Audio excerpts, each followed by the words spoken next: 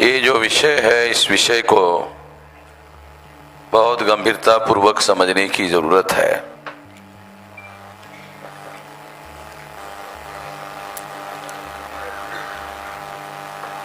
ब्राह्मणों ने कभी ये कल्पना नहीं की थी कि उनको अपना वर्चस्व सिद्ध करने के लिए चुनाव लड़ना पड़ेगा और चुनाव लड़कर जीत कर आना पड़ेगा। ये उन्होंने नहीं सोचा था। वो तो यही सोचते थे कि हम लोग भगवान के चुने हुए लोग हैं, हमारा शरीर पवित्र है, हमारी आत्मा पवित्र है। हम तो आत्मा वात्मा नहीं मानते हैं, मगर मैं ब्राह्मणों की बात कह रहा। ब्राह्मण ऐसा सोचते थे, हमारा शरीर पवित्र है, दूसरों का नहीं है, हमारी आत्मा पवित्र है और इसलिए भगवान ने हमें दुनिया पर राज करने के लिए चुना हुआ है। अब हमें चुनाव लड़ने की कोई जरूरत नहीं है और चुनाव लड़कर जीत कर आने की जरूरत नहीं है और जीतकर अपना वर्चस्व सिद्ध करने की जरूरत नहीं है। वो यही सोचते रहे। उन्होंने कभी ये कल्पना नहीं की थी कि हमको अपना वर्चस्व सिद्ध करने के लिए चुनाव लड़ना पड़ेगा, चुनाव जीतना पड़ेगा। मगर ये हालात तब पैदा हुए जब 1917 को इंग्लैंड में प्रौढ़ मताधिकार का, एडल्ट फ्रेंचाइज का आंदोलन शुरू हुआ और इंग्लैंड के लोगों ने, अंग्रेजों ने आंदोलन शुरू किया कि हर 21 साल के व्यक्ति को वोट का अधिकार होना चाहिए। इंग्लैंड में भी प्रौढ़ लोगों को वोट का अधिकार नहीं था, वहां केवल टैक्स पेयर और पढ़े लिखे लोगों को वोट का अधिकार था।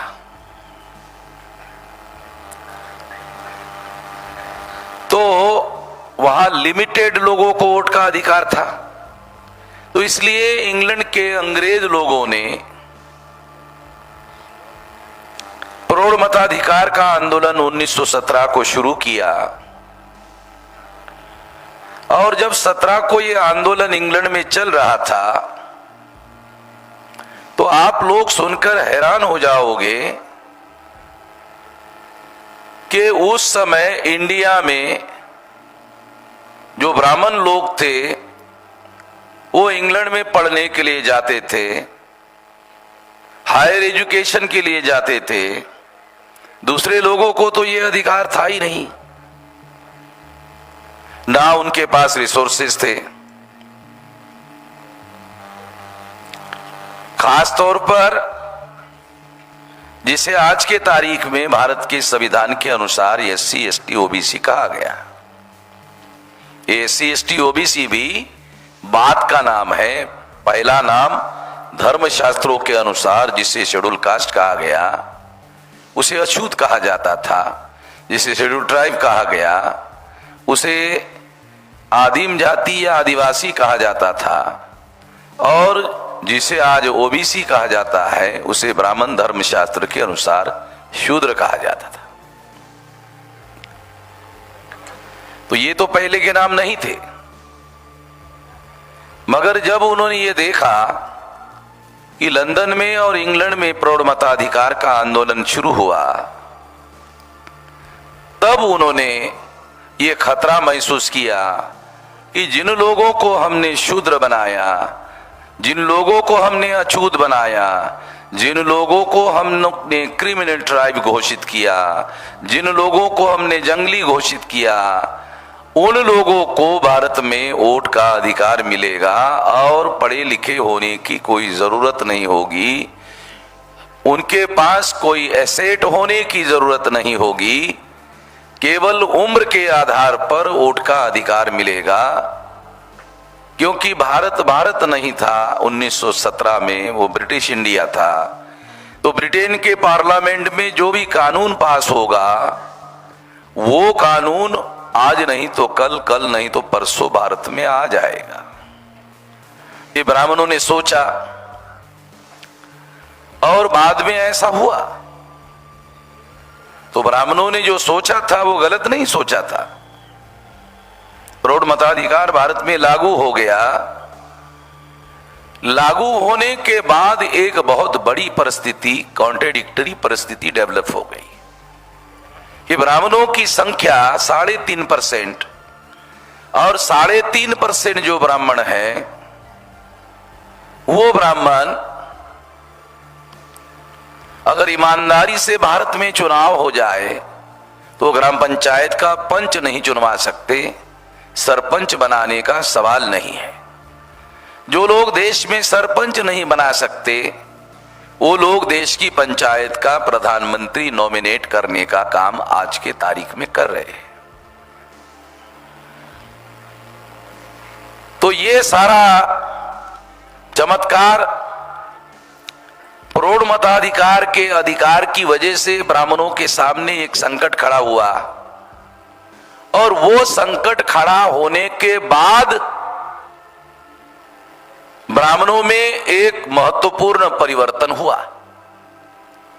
1875 को दयानंद सरस्वती राजकोट के टंकारा गांव से चलकर बॉम्बे आए और बॉम्बे में उन्होंने आर्य समाज नाम का संगठन बनाया। उन्होंने हिंदू समाज नाम का संगठन नहीं बनाया, आर्य समाज नाम का संगठन बनाया। उसके बाद 1917 आता है,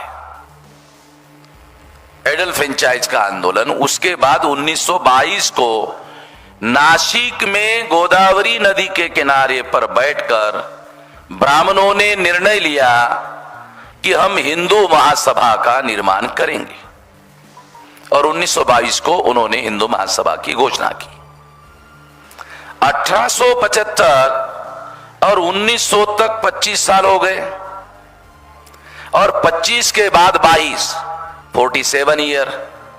47 ईयर में ब्राह्मणों ने यू टर्न लिया।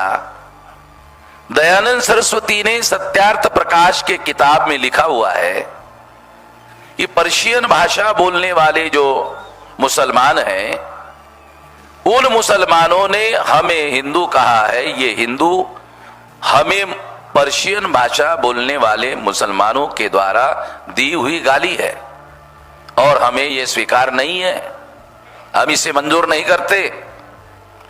ये बात दयानंद सरस्वती ने 1875 के बाद लिखे हुए ग्रंथ में लिखी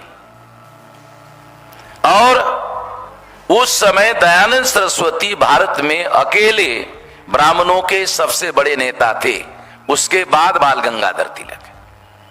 बाल गंगाधर तिलक दयानंद सरस्वती के पहले नहीं है। तो ब्राह्मणों के सबसे बड़े नेता,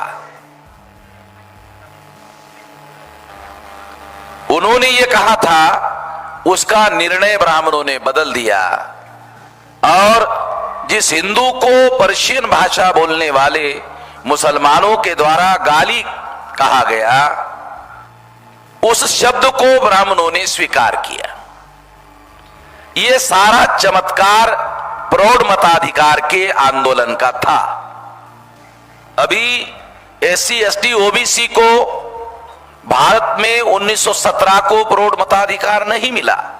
1919 को फर्स्ट इंडिया एक्ट पास हुआ, उसमें भी प्रौढ़ मताधिकार लागू नहीं हुआ।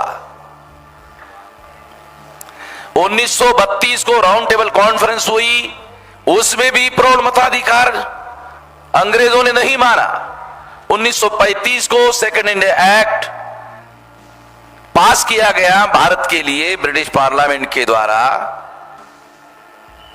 वहां भी प्रौढ़ मताधिकार स्वीकार नहीं किया गया। मगर ब्राह्मणों को यह अंदेशा था कि आज नहीं तो कल, कल नहीं तो परसों लागू होगा और 26 जनवरी 1950 को यह लागू हो गया, क्योंकि राउंड टेबल कॉन्फ्रेंस में बाबा साहब आंबेडकर इसकी लड़ाई लड़ रहे थे। गांधी जी इसके विरोध में थे आरएसएस ने रिजोल्यूशन पास किया था कि प्रौढ़ मताधिकार भारत में लागू ना किया जाए।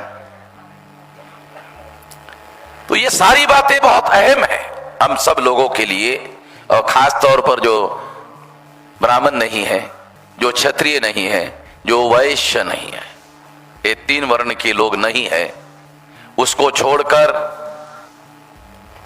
नॉर्थ इंडिया में कायस्थ लोग हैं, उसके नीचे उत्तर प्रदेश में जाट लोग हैं, महाराष्ट्र में मराठा है, आंध्र प्रदेश और तेलंगाना में रेड्डी है, तेलंगाना में कापू है, कम्मा है। ये जो जातियां हैं जो मंडल कमीशन में अंदर शामिल नहीं है, एक्सक्लूडेड मंडल है, मगर वर्णा सिस्टम में ये लोग शूद्र है। मैं शूद्र नहीं बना रहा हूं उनको।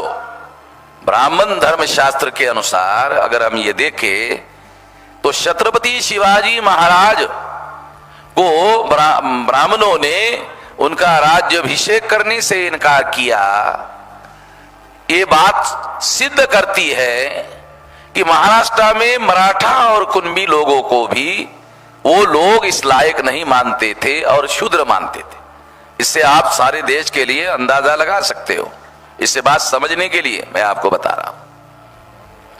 और इसलिए उसके बाद 1922 को उन्होंने हिंदू महासभा की स्थापना की। जिन्होंने हिंदू महासभा की स्थापना की उनमें से कुछ लोग 1925 को अलग हुए और उन्होंने आरएसएस की स्थापना की। हिंदू महासभा स्थापना करने वाले लोग ही कुछ लोग थे जो अलग होकर उन्होंने आरएसएस की 1925 को स्थापना की। ये बहुत गंभीरता पूर्वक सोचने वाली बात है। दूसरी एक अहम बात मैं आपको जानकारी के लिए बता रहा हूं, क्योंकि जानकारी वो डाटा होता है जिसके आधार पर आपको विश्लेषण करना जरूरी है। 1885 को चटर्जी, मुखर्जी, बनर्जी, गोखले, तिलक, आगरकर इन ब्राह्मणों ने कांग्रेस संगठन बनाया। और इस संगठन में जो रानडे थे, हाई कोर्ट के जज रिटायर्ड थे, उन्होंने ज्योतिराव फुले को कांग्रेस में लाने की कोशिश की। उन्होंने रानडे को कहा यह राष्ट्रीय सभा नहीं है कांग्रेस, ये भट्ट सभा है, ये ब्राह्मण सभा है, मैं इसमें शामिल होने के लिए तैयार नहीं हूं। यह बात ज्योतिराव फुले ने लिख कर रखी। रिकॉर्डेड बातें मैं आप लोगों को बता रहा हूं, काल्पनिक बातें नहीं बता रहा हूं। तो उन्होंने कांग्रेस में जाने से इनकार कर दिया। तो 1875 को आर्य समाज की स्थापना हुई। 1885 को 1875 को आर्य समाज, 1885 को कांग्रेस, 1922 को हिंदू महासभा, 1925 को आरएसएस, 1925 को भारत की कम्युनिस्ट पार्टी। सारे संगठन ब्राह्मणों ने बनाए, सारे के सारे संगठन ब्राह्मणों के द्वारा बनाए हुए। उसके बाद उन लोगों ने हिंदू राष्ट्र बनाने का संकल्प किया, योजना बनाई, और इस योजना में सबसे बड़ा लक्ष्य रखा कि ये जो ब्राह्मण धर्म शास्त्र के अनुसार जिनको शूद्र बनाया गया है, इन शूद्रों को हिंदू बनाकर, ब्राह्मण इस बात को जानते थे कि शूद्र हिंदू नहीं है। ये ध्यान रखो, बहुत फंडामेंटल बात बता रहा हूं। ब्राह्मण इस बात को जानते थे कि वर्णा सिस्टम में जो शूद्र है वो हिंदू नहीं है। ब्राह्मण धर्म शास्त्र में ये सारी बातें लिखी हुई है, हिंदू है नहीं। अगर वो हिंदू होते तो फिर ब्राह्मणों को इनको हिंदू बनाने के लिए अभियान चलाने की जरूरत नहीं थी। तो ब्राह्मण जानते थे हिंदू नहीं है, तो इसलिए इनकी संख्या ज्यादा थी, बहुसंख्य लोग थे, तो इनको हिंदू बनाने का अभियान शुरू किया। और इनको हिंदू बनाने का अभियान चलाने के लिए ही 1922 को हिंदू महासभा की स्थापना की। स्थापना करने वाले सारे के सारे ब्राह्मण, जिनको वो हिंदू बनाना चाहते थे, उसमें एक भी शूद्र बनाने में शामिल नहीं था। महाराष्ट्र में जो मराठा लोग हैं, ब्राह्मण धर्म शास्त्र के अनुसार शूद्र है। खुद छत्रपति शिवाजी महाराज को ब्राह्मणों ने शूद्र घोषित किया, शूद्र कहा और राज्याभिषेक करने के लिए इनकार कर दिया कि शूद्र को राजा बनने का अधिकार नहीं है। ये तो छत्रपति शिवाजी महाराज के समय की बात है। आप लोगों को थोड़ा सा याद दिला दूं, जब राजीव गांधी की हत्या हुई तो वो कांग्रेस के प्राइम मिनिस्टर भी थे और कांग्रेस के प्रेसिडेंट भी थे, तो दोनों पद खाली हो गए और नरसिंह राव रिटायर्ड हो गए थे। तो कांग्रेस के जो होशियार लोग थे उन लोगों ने प्लान बनाया कि नरसिंह राव तो रिटायर्ड हो गए हैं, इनको टेम्पररी कांग्रेस पार्टी का अध्यक्ष बना देते हैं। वो साउथ इंडिया का काला ब्राह्मण था। काला ब्राह्मण गोरे ब्राह्मण से ज्यादा खतरनाक होता है। उसको टेम्पररी बनाया। ये टेम्पररी बनाने में संभवतः शरद पवार उस समय अपोजिशन पार्टी में, कांग्रेस पार्टी में सबसे स्ट्रांग नेता माने जाते थे और उनको अध्यक्ष बनाने में शरद पवार का भी रोल था। तो शरद पवार ने प्रधानमंत्री पद के लिए राजीव गांधी की हत्या होने के बाद एप्लीकेशन किया कि मैं भी प्रधानमंत्री बनना चाहता हूं। तो कांग्रेस के तमाम लोगों को लगा कि शरद पवार का कांग्रेस में मुकाबला करना संभव नहीं है, शरद पवार के विरोध में चुनाव नहीं जीता जा सकता। तो नरसिंह राव जो रिटायर हो गए थे उनको टेम्पररी कांग्रेस पार्टी का अध्यक्ष बनाया गया था। उन्होंने केरला के करुणाकरण को बुलाया और बुलाकर करुणाकरण को कहा कि शरद पवार को समझाओ कि वो प्रधानमंत्री पद के लिए एप्लीकेशन ना करें और जो किया है विड्रॉ कर दे। तो शरद पवार ने नहीं माना तो नरसिंह राव ने करुणाकरण को कहा कि ये बयान दे दो कि अगर शरद पवार नहीं मानते तो उनको प्राइमरी मेंबरशिप से कांग्रेस से निकाल दिया जाएगा। कांग्रेस पार्टी ब्राह्मणों के लिए बनाई हुई है भाई। शरद पवार जिस समूचित कम्युनिटी से आते हैं मराठा, वो ब्राह्मण धर्म शास्त्र के अनुसार शूद्र है, उसके लिए थोड़ी कांग्रेस पार्टी बनाई है। तो शरद पवार को जब धमकी दी गई तो शरद पवार ने अपना एप्लीकेशन विड्रॉ किया। राहुल पता है ना तुमको, क्योंकि तुम्हारे इलाके के में शरद पवार तुम्हारे इलाके का है, तुमको मालूम होना चाहिए, तुम्हारे जिले का है। पवार साहब, आपने पाटिल साहब, आपको भी पता है ना। मैं ये केवल शिवाजी महाराज को ही ब्राह्मणों ने शूद्र नहीं माना, पवार को भी एक ज्यादा पुरानी बात नहीं है। और पवार को भी उन्होंने प्रधानमंत्री बनने से रोका, बनने नहीं दिया। ये हमारे सामने की बात है, उदाहरण के लिए बता रहा हूं ताकि आपको पता चले कि ऐसे बहुत सारे लोग हैं जो वर्णा सिस्टम में शूद्र है मगर मंडल कमीशन में ओबीसी नहीं है। जैसे आपके आंध्र प्रदेश के रेड्डी ले लो, ये रेड्डी भी वर्णा सिस्टम में शूद्र है। एक जो कम्मा है एनटी रामाराव की जाति है, ये भी शूद्र है। हम नहीं बना रहे, वो है ब्राह्मण धर्म शास्त्र के अनुसार। ब्राह्मणों ने योजना बनाकर कौन से जाति को कौन से राज्य में सत्ता में हिस्सेदार बनाकर राज्य की सत्ता उसको दे दिया जाए और उसकी मदद से केंद्र की सत्ता पर ब्राह्मणों के द्वारा कब्जा किया जाए, ये सारा प्लान बनाकर उन्होंने किया। मैं आपको जो समझाना चाह रहा हूं कि 1922 को जब इन्होंने हिंदू महासभा बनाई तो ये सारे लोग थे जिनको उन्होंने हिंदू बनाने का अभियान शुरू किया। हिंदू बनाने का अभियान शुरू किया, इसका अर्थ ये ब्राह्मण भी जानते थे हिंदू नहीं है, तो उन्होंने उनको हिंदू बनाने का अभियान शुरू किया। एक समस्या समझने की जरूरत है। ब्राह्मण धर्म शास्त्र के अनुसार ब्राह्मण धर्म का प्रचार करके किसी को भी सदस्य नहीं बनाया जा सकता। अगर कोई जैन बनना चाहता है तो बन सकता है, कोई बुद्धिस्ट बनना चाहता है तो बन सकता है, कोई मुस्लिम बनना चाहता है तो बन सकता है, कोई क्रिश्चियन बनना चाहता है तो बन सकता है, कोई लिंगायत बनना चाहता है तो बन सकता है, कोई सिख बनना चाहता है तो बन सकता है, क्योंकि ये सारे इंसान बराबर है, इस सिद्धांत को मानते हैं। ब्राह्मण धर्म जो है ये सारे इंसान बराबर है, ये सिद्धांत तो नहीं मानते। इसलिए प्रचार के द्वारा संख्या नहीं बढ़ाई जा सकती।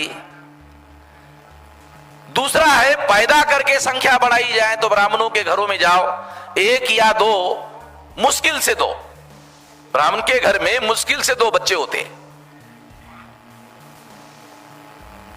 और इसी वजह से मरने के कुछ दिन पहले अशोक सिंघल ने ब्राह्मणों को सलाह दिया, अरे कम से कम 4 तो पैदा करो भाई। ये मरने के पहले अशोक सिंघल ने सलाह दिया। एक माता जी थी, उसने सलाह दिया 6-6 पैदा करो। दूसरी एक माता जी थी, उसने कहा 10-10 पैदा करो। अब दोनों माताओं को पैदा करने का कोई अनुभव है नहीं, ना उनको पैदा करने का अनुभव है, ना बच्चों का पालन पोषण करने का अनुभव है, ना बच्चों को स्कूल में कैसे लेके जाया जाता है इसका अनुभव है, और स्कूल से बच्चों को बचाकर घर में कैसे लाना है ना इसका कोई अनुभव है। वो कह 10-10 करो। अरे तो कहने को क्या लगता है भाई।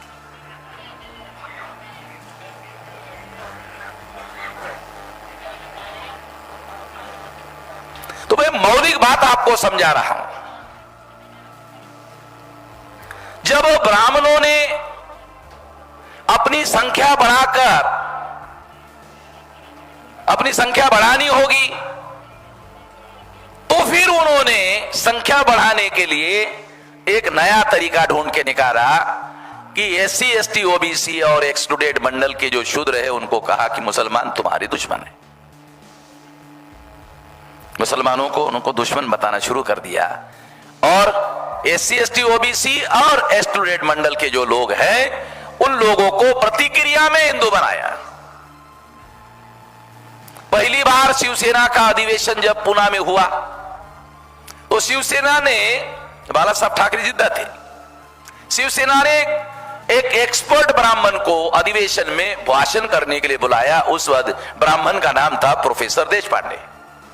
देशपांडे ने शिवसेना के अधिवेशन में भाषण किया और कहा हिंदुओं की जागृति प्रतिक्रिया से होती है।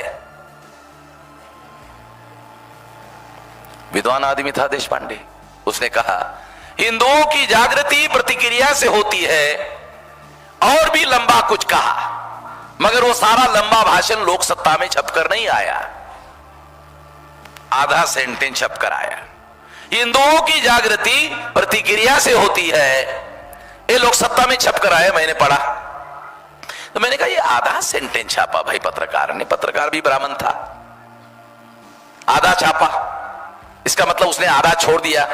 ऑब्जेक्शनेबल था, कानूनन ऑब्जेक्शनेबल था। इसलिए ये प्रतिक्रिया किससे होती है? प्रतिक्रिया फसाद से होती है।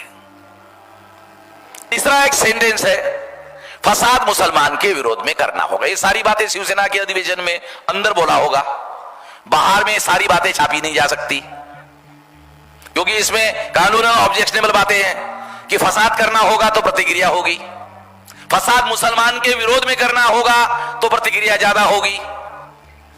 तो SC ST OBC कुनबी मराठा इन लोगों को अगर हिंदू बनाना है तो मुसलमानों के विरोध में प्रतिक्रिया करनी होगी, तो इनको हिंदू बनाया जा सकता। ब्राह्मण धर्म का प्रचार करके किसी को हिंदू नहीं बनाया जा सकता। तब से ये मामला शुरू हुआ। इसकी वजह है, इसका जो रूट कॉज है वो है एडल्ट फ्रेंचाइज, प्रौढ़ मताधिकार। जिन लोगों को 3000 साल तक, ब्राह्मण सोच, जिन लोगों को 3000 साल तक हमने जाहिल बनाकर रखने के लिए कोशिश की, बड़ा जतन किया, पूरी ताकत लगाकर कोशिश की, उन लोगों को एडल्ट फ्रेंचाइज, प्रौढ़ मताधिकार लागू होगा और उनको अधिकार मिल जाएगा कि देश का प्रधानमंत्री कौन होगा, ये चुनने का अधिकार उनको होगा। अब जब इनकी संख्या ज्यादा होगी तो स्वाभाविक रूप से संख्या के अनुपात में ये सारे के सारे लोग जो है ऐसा कर सकते हैं, ऐसा हो सकता है। ये खतरा सोचकर उन्होंने, ब्राह्मणों ने एक प्लान बनाया। प्लान क्या बनाया कि ब्राह्मणों ने प्लान बनाया इन सब लोगों को प्रतिक्रिया में हिंदू बनाना है, यानी मुसलमानों के विरोध में प्रतिक्रिया निर्माण करके हिंदू बनाना है। जितनी ज्यादा प्रतिक्रिया होगी, मान लो फसाद 24 घंटे हुआ तो उतनी प्रतिक्रिया होगी, फसाद 72 घंटे हुआ फिर उसकी प्रतिक्रिया होगी, फसाद 1 महीना चला फिर उतनी प्रतिक्रिया होगी। अलीगढ़ में 6 महीना फसाद चला, उससे ज्यादा फसाद का रिकॉर्ड नहीं है, मगर उत्तर प्रदेश में अलीगढ़ में एक फसाद का रिकॉर्ड जो है, कर्फ्यू जो है 6 महीने तक चला।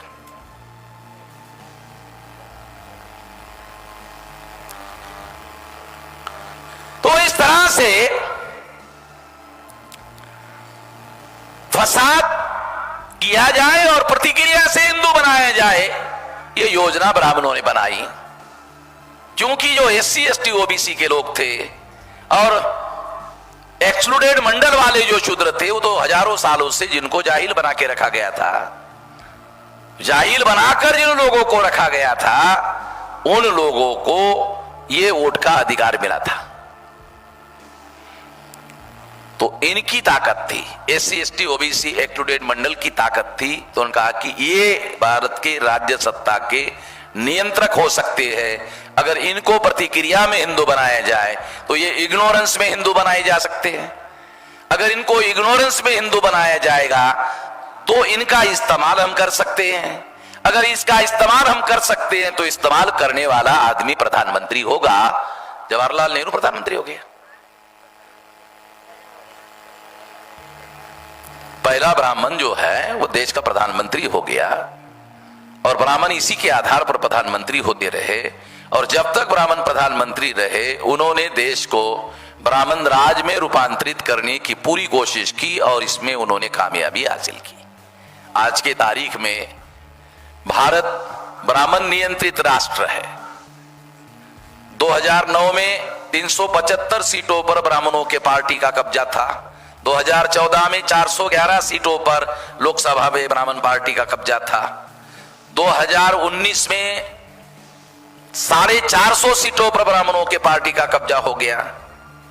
कार्यपालिका में IAS IPS IRS अधिकारियों में 79.2% कब्जा हो गया, कब्जा हो नहीं गया, कर दिया गया।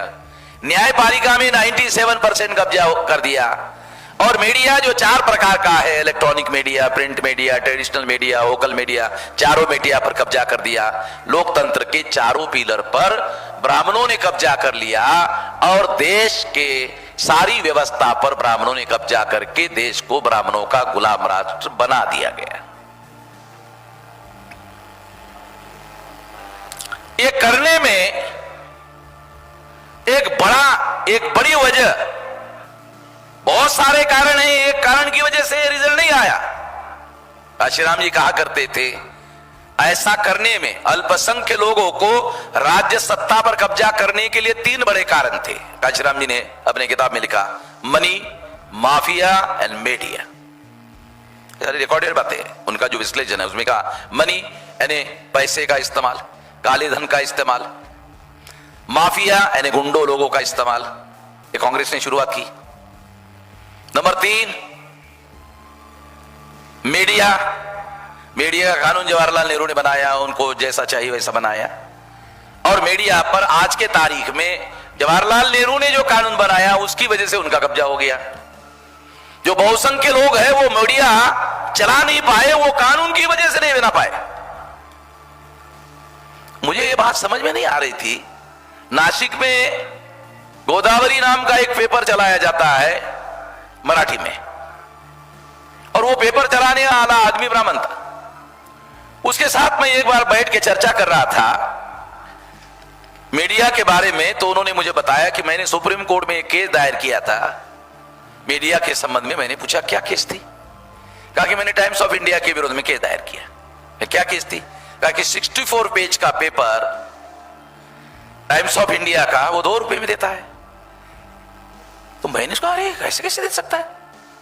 कहा कि वो जो 64 पेज का पेपर है उसको छपाने के लिए 25 रुपए खर्चा आता है, उसका छपाई का खर्चा 25 आता है उसने कहा, और पेपर 2 रुपए में बेचता है। मैंने कहा ऐसे कैसे हो सकता है? कहा कि यही तो केस लेकर मैं गया था सुप्रीम कोर्ट। ब्राह्मण बोल रहा था कि यही केस में लेकर गया था सुप्रीम कोर्ट में। मैंने कहा क्या हुआ? कहा मेरा केस ये था कि पेपर को छपाई का जितना खर्चा आएगा उतनी पेपर की कीमत पेपर प्रिंट करने वालों को रखनी होगी। ये 25 रुपया अगर टाइम्स ऑफ इंडिया को छपाने का खर्चा आता है तो उसको 25 रुपए में बेचना होगा। मैंने कहा आपका ये करने के पीछे क्या मकसद था? कहा कि मेरा मकसद ये था कि जब 25 रुपए का पेपर वो करेगा तो कोई पेपर लेने वाला नहीं है, सर्कुलेशन के आधार पर पेपर को विज्ञापन मिलेगा। जब ज्यादा सर्कुलेशन नहीं होगा, ज्यादा विज्ञापन नहीं मिलेगा, ये पेपर ज्यादा नहीं चल पाएगा, दूसरे लोगों को विज्ञापन मिलना शुरू हो जाएगा। तो मेरे केस के विरोध में फैसला दे दिया सुप्रीम कोर्ट ने। कैसा दे दिया कि कानून ही ऐसे बनाया।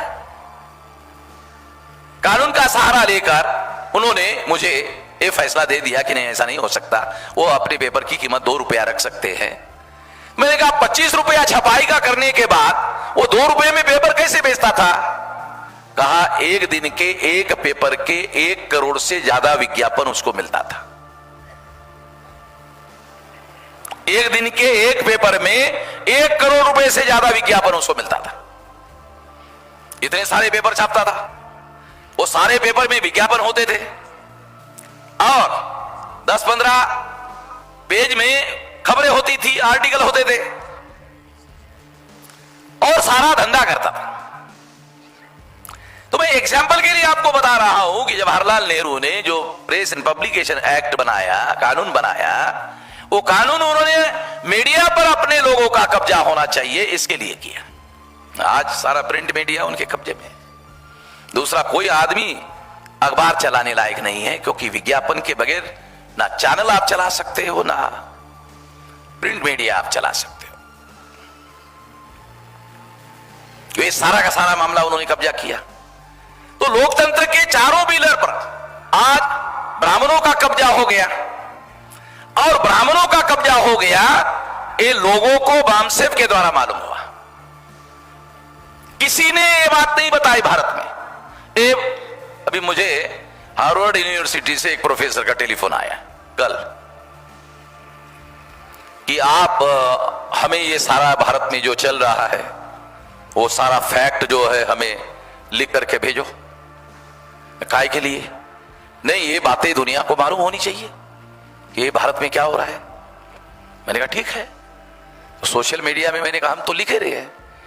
कहा कि ठीक है, सोशल मीडिया में आप लिख रहे हैं, बोल रहे हैं, मगर आप इसको इंग्लिश में बनाकर भेजिए। तो मैंने उनको वादा किया कि 2-3 दिन में मैं ये सारा फैक्ट, सारा डॉक्यूमेंट्री एविडेंस के आधार पर मैं आपको बताऊंगा। ये सारी दुनिया को मालूम होना चाहिए। और ये सारी बातें कांग्रेस ने भारत में कानून और संविधान के विरोध में जाकर की। ये सारी की सारी बातें की। अब ये कब्जा करने के लिए एक हथियार उन्होंने, ये कब्जा ना हो, ब्राह्मणों का कब्जा ना हो, इसके लिए छत्रपति शाहू महाराज सतर्क थे। ब्राह्मणों को मालूम हो गया कि छत्रपति शाहू महाराज नेशनल लेवल की पार्टी बनाने वाले हैं। जैसे उनको मालूम हो गया कि छत्रपति शाहू महाराज नेशनल लेवल की पार्टी बनाने वाले हैं, षड्यंत्र करते छत्रपति शाहू महाराज को जहर देकर ब्राह्मणों ने मार दिया। ऐसा गुप्त रिपोर्ट अंग्रेजों ने लंदन में लिखित रूप से भेजा। वो गुप्त रिपोर्ट हम लोगों ने ढूंढ के निकाला है। वो रिपोर्ट की कॉपी हमारे पास है।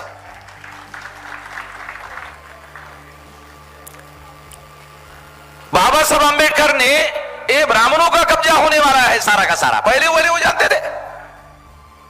तो बाबा साहब अंबेडकर ने पूरी ताकत लगाकर कि अनुसूचित जाति और जनजाति के जो लोग हैं उन लोगों को सेपरेट इलोक्टेड मिलना चाहिए, और सेपरेट इलोक्टेड उनके संख्या के अनुपात में मिलना चाहिए। अगर मिल जाता है तो उस अनुपात में ब्राह्मणों की ताकत और ब्राह्मणों की सत्ता कमजोर हो जाएगी। 22.5% एससी और एसटी के लोग अगर सेपरेट इलोक्टेड में चुनाव जीतते हैं तो फिर ब्राह्मणों की सत्ता पर कंट्रोल और कब्जा मुश्किल हो जाएगा। गांधी ने इसके विरोध में षड्यंत्र करके ये सारा का सारा कब्जा करने के लिए बाबा साहब अंबेडकर ने जो सेपरेट इलोक्टेड हासिल कर लिया था वो उपवास करके उसे समाप्त कर दिया। फिर बाबा साहब अंबेडकर ने दोबारा कोशिश की और अंग्रेजों को कहा कि ये तो लोकतंत्र में रियल रिप्रेजेंटेशन का अधिकार मिलना चाहिए, इसके लिए था, और गांधी ने जबरदस्ती से उपवास करके ऐसा किया, तो अंग्रेजों ने स्वीकार किया कि हम भारत छोड़ने के पहले आपको इस सेपरेट इलेक्टेड का अधिकार बहाल करके चले जाएंगे, आपको भी अधिकार देके जाएंगे।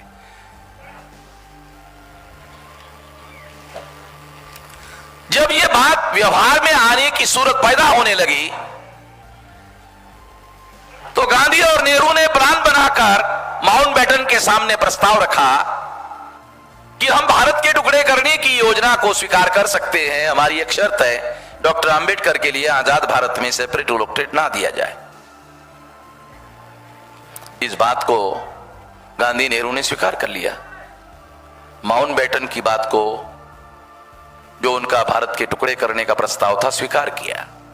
इसके मेरे पास डॉक्यूमेंट्री एविडेंस है और उस पर मैं बरसों से उसके डॉक्यूमेंट इकट्ठा कर रहा हूं बहुत सारे। वो आने वाले समय में वो किताब पब्लिश होगी।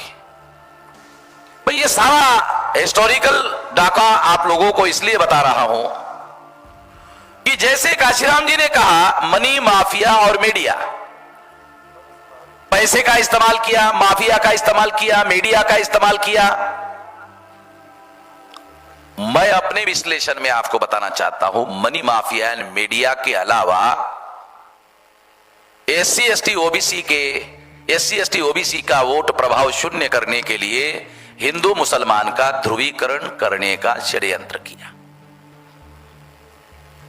भारत में या तो हिंदू है या तो मुसलमान है, और तीसरा कोई है नहीं, कोई तीसरा एलिमेंट नहीं है।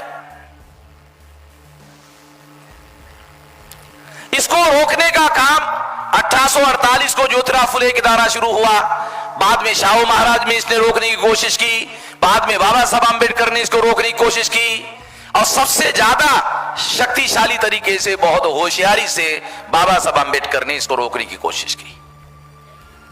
आजाद भारत में जो संविधान लागू हुआ, संविधान लागू करवाने में दो बड़े आदमी का बहुत बड़ा रोल है, ऐसा मैं मानता हूं, क्योंकि ये दो बड़े लोगों ने इस बात का ऐलान किया था कि अंग्रेज भारत छोड़कर जाने के पहले संविधान निर्माण कर ले।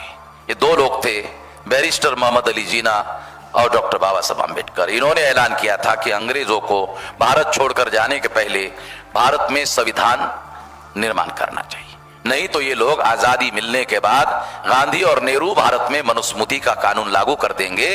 अगर अंग्रेज के निगरानी नियंत्रण में संविधान लागू हो गया तो फिर इन लोगों को मनुस्मृति लागू करने संभव नहीं होगा। तो ये कोशिशें इन सारी बातों को सिद्ध करती है। इतनी मजबूत कोशिश, इतनी स्ट्रांग कोशिश, इतनी शक्तिशाली कोशिश, आज हिंदू राष्ट्र निर्माण करने में अगर सबसे बड़ा अवरोध अगर कोई है तो संविधान है। मगर ब्राह्मणों ने ब्राह्मण राष्ट्र, ब्राह्मणों का कब्जा किया हुआ ब्राह्मणों का राष्ट्र उन्होंने निर्माण कर लिया, और इस पर पर्दा डालने के लिए हिंदू राष्ट्र का प्रचार कर रहे हैं, ताकि जो एससी एसटी ओबीसी और इंक्लूडेड एक्सक्लूडेड मराठा हो, रेडियो हो, या दूसरी और बहुत सारी मध्यम जातियां हो जो वर्ण सिस्टम में शूद्र जातियां है, इन लोगों को या इनका हिंदू मुसलमान के नाम पर ध्रुवीकरण करने से इनके भी सारे के सारे अधिकार खत्म हो रहे हैं। तो मैं ऐसा मानता हूं और इसे बहुत बारीकी से जानता हूं, इसे बारीकी से समझता हूं, और जो हमारे पुरखों ने ब्राह्मण नियंत्रित राष्ट्र निर्माण करने की जो प्रयास हो रहा है उसको रोकने के लिए क्या किया जाना चाहिए, पूरी ताकत से वो उन्होंने जो कुछ भी किया उसमें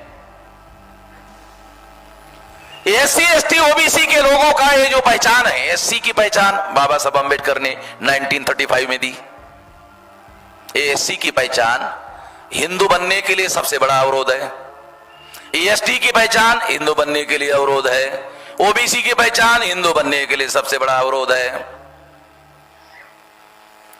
परिवर्तन का एक मौलिक सिद्धांत मैं आपको समझाता हूं, जो बामसेफ के तमाम कार्यकर्ताओं को, और बामसेफ जब फील्ड में आप काम करते हो उस दौरान ध्यान रखने की बात है। जो बहुत फंडामेंटल है उसे समझना बहुत ज्यादा जरूरी है। परिवर्तन किसका होता है? परिवर्तन का जो सिद्धांत है वो समझाने के लिए, जो इग्नोरेंस में गलत काम करता है उसका परिवर्तन होता है। मान लो ब्राह्मणों का धर्म एससी एसटी ओबीसी ने स्वीकार कर लिया, उसके बाप का धर्म नहीं, उसके दादा का धर्म नहीं, उसके लकड़ दादा का धर्म नहीं, उसके बाप दादा लकड़ दादा को गुलाम बनाने वाला धर्म है। तो इसका मतलब है अगर ये आज स्वीकार कर रहा है तो इसका मतलब ये है कि ये इग्नोरेंस में स्वीकार कर रहा है। अगर वो इग्नोरेंस में स्वीकार कर रहा है तो उसमें परिवर्तन संभव है। समझ लो, बहुत फंडामेंटल बात आपको बता रहा हूं।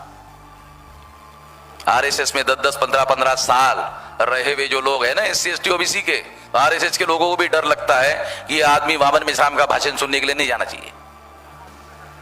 राजस्थान में, गुजरात में जब मेरे कार्यक्रम होते थे तो वो लोग उनको कहते थे, अरे वामन मिश्राम का कार्यक्रम हो रहा है, आप उधर मत जाओ। मगर मनोविज्ञान का एक सिद्धांत है, सिगमंड फ्राइड दुनिया का सबसे बड़ा मनोवैज्ञानिक था। वो और उसकी बीवी गार्डन में घूमने के लिए जा रहे थे, उदाहरण के लिए बता रहा हूं, मनोविज्ञान। तो उसका बेटा उसके मां की उंगली पकड़ते हुए जा रहा था और दोनों साइंटिस्ट थे, चर्चा करते हुए जा रहे थे। गार्डन के दरवाजे के पास आए, वहां फव्वारा था। तो सिगमंड फ्राइड के बीवी ने अपने बच्चे को कहा, ये फव्वारे के पास मत जाना। वो दोनों के दोनों साइंटिस्ट थे, आपस में चर्चा में मग्न थे। चर्चा करते करते करते करते करते बड़ी गार्डन थी, वो गार्डन के लास्ट में जो वहां बैठने की जगह थी वहां बैठ गए। बैठने के बाद सिगमंड फ्राइड को याद आया, अरे बच्चा कहां है? तो सिगमंड फ्राइड ने उसके बीवी को पूछा, क्या तुमने बच्चे को ऐसा कहा था क्या कि यहां मत जाओ वहां मत जाओ? कहा था। ये क्या कहा था? ये फव्वारे के पास मत जाओ, जाओ फव्वारे के पास ही होगा। तो वो फव्वारे के पास गई तो बच्चे को देखा फव्वारा देख रहा है। तो मनोविज्ञान है, यहां मत जाओ वहां मत जाओ अगर कहो तो वह आदमी को लगता है वहां मत जाओ, साला कुछ ना कुछ तो होगा, एक बार जाके आता हूं। आरएसएस के लोगों को मालूम है, वामन मेश्राम का एक बार सुन लिया, पोलियो का डोज 10 साल में उतर जाएगा। वामन मेश्राम का डोज मरने के बाद उसके खानदान में भी रहता है, वो तो मर जाएगा मगर उसके बेटे को दीक्षा देकर जाता है और मरने के पहले हमको खबर करता है कि मैं अगली पीढ़ी को अभी आपके साथ जोड़ रहा हूं। से बहुत सारे उदाहरण है हमारे पास। राजस्थान में ऐसे आरएसएस के होल टाइमर लोगों को उन्होंने कैसे रोका, इसके सबूत हमारे पास है। गुजरात में रोका, कैसे सबूत हमारे पास है। तो आरएसएस के लोगों को भी क्यों डर लगता है? क्योंकि इन लोगों को हमने इग्नोरेंस में गधा बनाया, इनको इग्नोरेंस में गधा बनाया। और वामन मेश्राम के बाद जाएगा, जागृत हो जाएगा, बदल हो जाएगा। तो इग्नोरेंस में अगर आदमी कोई गलत काम करता है तो परिवर्तन संभव है। परिवर्तन के सिद्धांत को समझो। परिवर्तन कहीं भी नहीं होता।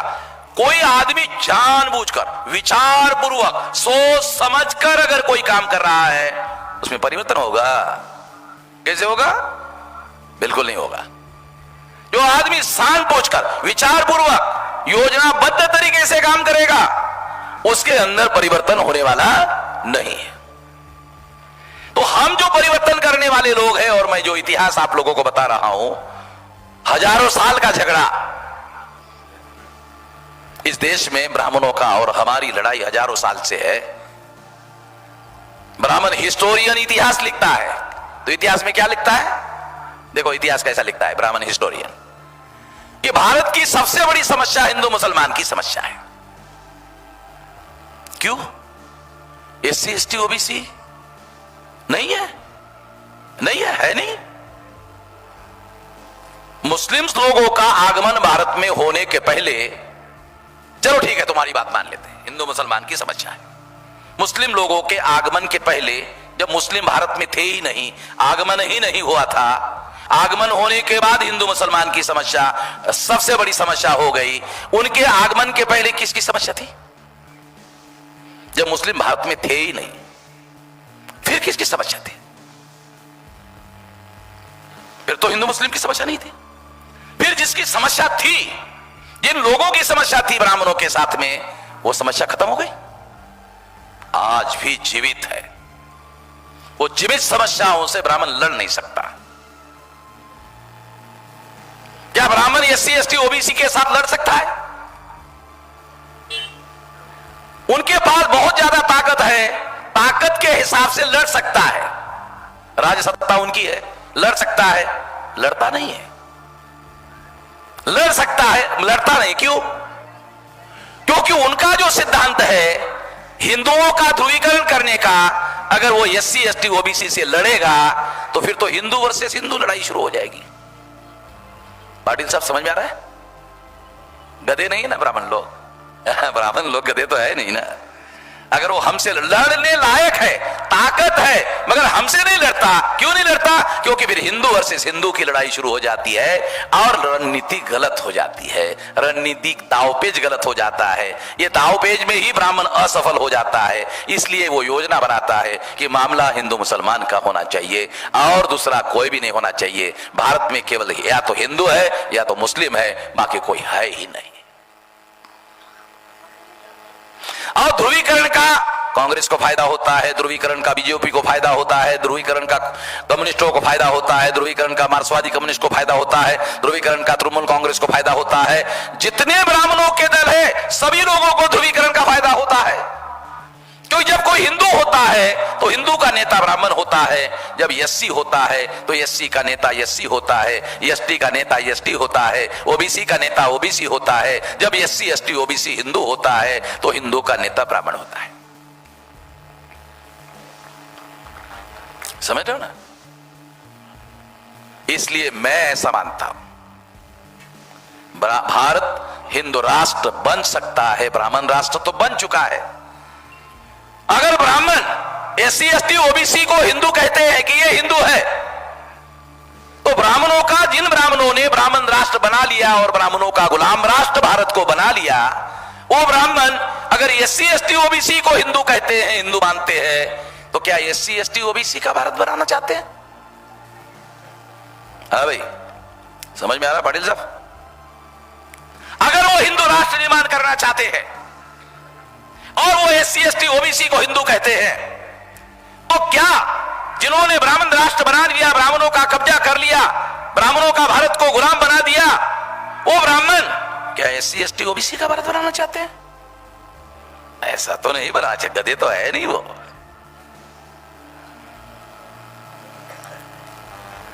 तो वो एससी एसटी ओबीसी का राष्ट्र नहीं बनाना चाहते हैं, तो फिर भी मैं एक लॉजिकल बात समझाने के लिए आपको बताना चाहता हूं कि ये हिंदू राष्ट्र बनाने के पीछे या इसका अभियान चलाने के पीछे या इसका प्रचार करने के पीछे एक मकसद है। वो मकसद है ब्राह्मणों ने भारत पर कब्जा कर लिया है, इसके ऊपर लोगों का ध्यान नहीं जाना चाहिए, इसके ऊपर ध्यान हटना चाहिए, दूसरी तरफ जाना चाहिए। और एससी एसटी ओबीसी के जो लोग गधे बनाए जा चुके हैं, जिनको मूर्ख बनाया जा चुका है, जिनको हिंदू बनाया जा चुका है, अर्थात मूर्ख बनाया जा चुका है, गधा बनाया जा चुका है, गुलाम बनाया जा चुका है, उनका राष्ट्र नहीं बनाया जा सकता, उनका राष्ट्र बनाया नहीं जा सकता। मगर उनके अंदर ऐसी भावना पैदा की जा सकती है, हिंदू राष्ट्र बनाएंगे। उनको क्या लगेगा? गधों को, एससी एसटी ओबीसी के जिन गधों को हिंदू बनाया, जिन गधों को, जिन एससी एसटी ओबीसी को मूर्ख बनाया, जिन एससी एसटी ओबीसी को गुलाम बनाया, अगर उनको कहो हिंदू राष्ट्र बनाएंगे, तो उन गधों को, गुलामों को, जाहिलों को क्या लगेगा? अरे अपना भी राष्ट्र बन रहा है। तो उनको, जाहिलों को खुशी होगी और वो ब्राह्मणों के ब्राह्मण राष्ट्र को, ब्राह्मण को गुलाम बनाने वाले राष्ट्र को मान्यता देने का काम करेंगे। इसलिए खतरा मुसलमान भारत को राष्ट्र, हिंदू राष्ट्र बनाने में साथ देता है या नहीं देता है। ज्यादा संभावना है मुसलमान भारत को हिंदू राष्ट्र बनाने में साथ नहीं दे सकता। आरएसएस के लोगों ने एक राष्ट्रीय मुस्लिम मंच बनाया, मैं भुसावल जाकर आया, भुसावल के सारे लोगों को मैंने समझाया, मुस्लिम लोग भी वहां थे, तो उन्होंने कहा कि नहीं, ये 20 तारीख का कार्यक्रम हम सब लोग मिलकर करेंगे। जलगांव डिस्ट्रिक्ट में एक मुस्लिम आदमी, मुस्लिम समझा रहे थे, फिर भी मानने के लिए राजी नहीं था, वो आखिरी तक नहीं माना। मैंने लोगों को कहा जाओ छानबीन करो कौन है, तो छानबीन करने के बाद पता चला वो राष्ट्रीय मुस्लिम मंच का, राष्ट्रीय मुस्लिम मंच, वो क्या नाम, इंद्र सिंह क्या है वो, इंद्रेश कुमार, राष्ट्रीय मुस्लिम मंच वाला जो आरएसएस का इंद्रेश कुमार है, उन्होंने बनाया हुआ है। मगर उसको बाद में बड़े पैमाने पर जो शुरू में लोग साथ दे रहे थे, बाद में जलगांव के मुस्लिमों ने उनको साथ देने के लिए मना कर दिया। तो ये एक एग्जाम्पल मेरे सामने वो उदाहरण है, मुस्लिम लोग हिंदू राष्ट्र बनाने में साथ सहयोग नहीं कर सकते। मैं इस नतीजे पर पहुंचा हूं कि नहीं कर सकते। हिंदू राष्ट्र बनाने में एससी एसटी ओबीसी के लोग ही साथ दे सकते।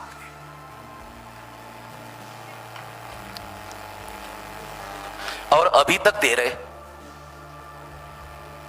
दिल्ली में ऐसे पहुंचे कि नरेंद्र मोदी कौन है, पाटिल साहब बैकवर्ड है। नरेंद्र मोदी एक गुजरात का बैकवर्ड क्लास का आदमी है। एक बैकवर्ड क्लास को ब्राह्मणों ने नॉमिनेट किया प्रधानमंत्री, जिसकी संख्या गुजरात में पाव टका में पाव नहीं है। ग्राम पंचायत में या नगर पालिका में कारपोरेटर नहीं बन सकता।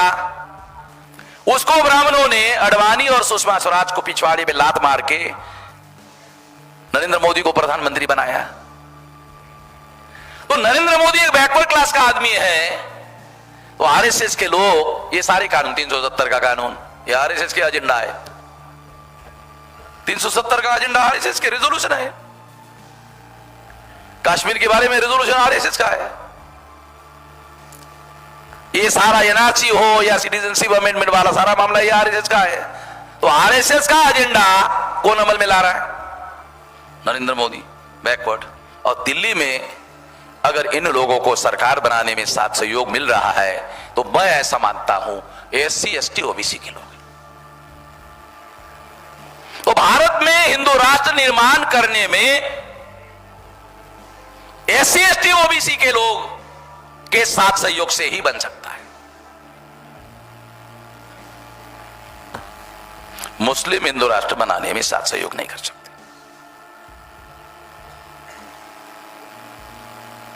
थोड़ी देर के लिए अगर उन्होंने कोई गलती की वो सुधार, उनके पास एक मिशन है, इस्लाम का सिद्धांत है, कुरान है, जिसको आधार बनाकर वो ऐसा कर सकते हैं। एससी एसटी ओबीसी के पास क्या है? 6000 टुकड़े, एक टुकड़े को दूसरे टुकड़े के विरोध में लड़ाई लड़ाते रहते हैं।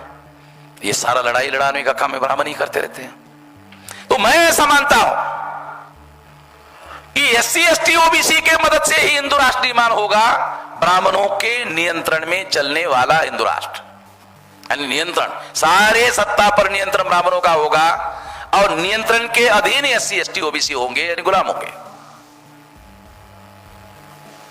ये है सबसे बड़ा खतरा। मैं इसके पहले भी कुछ अधिवेशनों में सब्जेक्ट रखकर यह बात कहा था कि अगर भारत में प्रतिक्रांति हुई तो इन्हीं लोगों की मदद से होगी। ये मैंने सब्जेक्ट रखा था। तो इसलिए एससी एसटी ओबीसी, मैं इस सिद्धांत को मानने के लिए तैयार नहीं हूं कि सब लोग जिम्मेदार है। मैनेजमेंट में इस सिद्धांत को पढ़ाया जाता है, जहां सब जिम्मेदार है वहां कोई भी जिम्मेदार नहीं है। मैं इस जिम्मेदारी को स्वीकार करता हूं कि एससी एसटी ओबीसी के लोग हिंदू राष्ट्र बनाने में सबसे ज्यादा खतरा, पहले नंबर का खतरा, बल्कि यह खतरा बढ़ चुका है, ज्यादा खतरा बढ़ चुका है। सिटीजनशिप अमेंडमेंट एक्ट की वजह से यह खतरा और ज्यादा बढ़ चुका है। एक कानूनन जबरदस्ती किसी को हिंदू नहीं बनाया जा सकता था, मगर इस कानून ने ऐसा हालात और ऐसी परिस्थितियां निर्माण करने का काम किया। इसलिए मैं ऐसा मानता हूं, हमारे पुरखों का जो इतिहास मैंने आपको बताया, हमारे पुरखे इसी के लिए लड़ रहे थे, हजारों साल से लड़ रहे हैं। और आधुनिक भारत का इतिहास मैंने सबूत के साथ बताया। उनकी लड़ाई उन्होंने रोकने की कितनी कोशिशें की, सारे डॉक्यूमेंट्री एविडेंस मैंने आपको बताया। तो इसलिए हमारे सामने हमारे पुरखों का जो इतिहास है उसको आधार बनाकर हम लोग ये लड़ाई लड़ सकते हैं। एक बात। दूसरा सिद्धांत, परिवर्तन इग्नोरेंस में गलत काम करने वाले का हो सकता है। अगर SC ST OBC के लोग हिंदू राष्ट्र बनाने में, ब्राह्मणों का नियंत्रित राष्ट्र बनाने में अगर साथ सहयोग करते हैं तो मैं ये मानता हूं कि वो बहुत विचारपूर्वक कर रहे हैं, ऐसा नहीं मानता। वो इग्नोरेंस में ऐसा कर रहे हैं, इसलिए उनमें परिवर्तन संभव है। और इसीलिए ऐसे बहुत सारे लोगों को बदल करने में हम लोग कामयाब हैं। बामसेफ की तो शुरुआत ही इसी काम के लिए हुई है। बामसेफ तो इसी काम के लिए बनाई गई है और बामसेफ शुरू से लेकर अब तक यही काम कर रही है। और ब्राह्मणों के सामने अगर कोई सबसे बड़ा अवरोध है भारत में आज की तारीख में, वो हम है। मैं सारे भारत में घूमता हूं, SC ST OBC के अंदर किसी प्रकार का कोई ऑब्जेक्टिव बनाकर काम कर रहा है एक भी आदमी नहीं है। कोई विचारधारा के आधार पर काम कर रहा है एक भी आदमी नहीं है। किसी के पास कोई इस प्रकार का काउंटर प्लान है, किसी के पास मैंने नहीं देखा। डॉक्टर साहब देखा आपने? है कोई? अभी मैं सोच रहा हूं टॉर्च लेके घूमता हूं, हो सकता है कि मेरी आंखें कमजोर हो गई हो, मैं ढूंढ रहा हूं उन लोगों को कि ऐसा कोई काम कर रहा हो, तो टॉर्च लेके ढूंढूं। एक भी आदमी नहीं, समझ में ही नहीं आता भाई ये क्या चल रहा है, हमारा दुश्मन कर क्या रहा है। अरे काउंटर प्लान तो तब बनेंगे जब उन्होंने प्लान क्या बनाया उसको समझेंगे। जब उन लोगों ने क्या प्लान बनाया यही समझ में नहीं आ रहा है तो काउंटर कहां से बनाएंगे। तो हमारे पुरखों ने यह लड़ाई लड़ी, रोकने की पूरी ताकत से कोशिश की, सारे डॉक्यूमेंट्री एविडेंस है। और आज भी सबसे ज्यादा शक्तिशाली तरीके से अगर हम लोग कोशिश कर रहे हैं तो हमारे अलावा कोई एग्जाम्पल नहीं है। और आखिरी बात, हमारे अलावा कोई एग्जाम्पल नहीं है। SC ST OBC के लोग ये राष्ट्र बना सकते हैं और यही लोग रोक लगा सकते हैं। और एक बात आपको बताता हूं, यही लोग रोक लगा सकते हैं। इनको ही रोक लगाने के लिए तैयार करना होगा। इनके लिए हम लोगों को पूरी एनर्जी और पूरी ताकत लगानी होगी, तब जाकर ये कामयाबी हम हासिल कर सकते हैं। ऐसा मेरा यकीन है, विश्वास है। ऐसा करना होगा। ऐसा करने के लिए हम सब लोगों को लगातार कोशिश करनी होगी। हम लोग प्रयास कर रहे हैं कि ऐसी कोशिश किया जाए।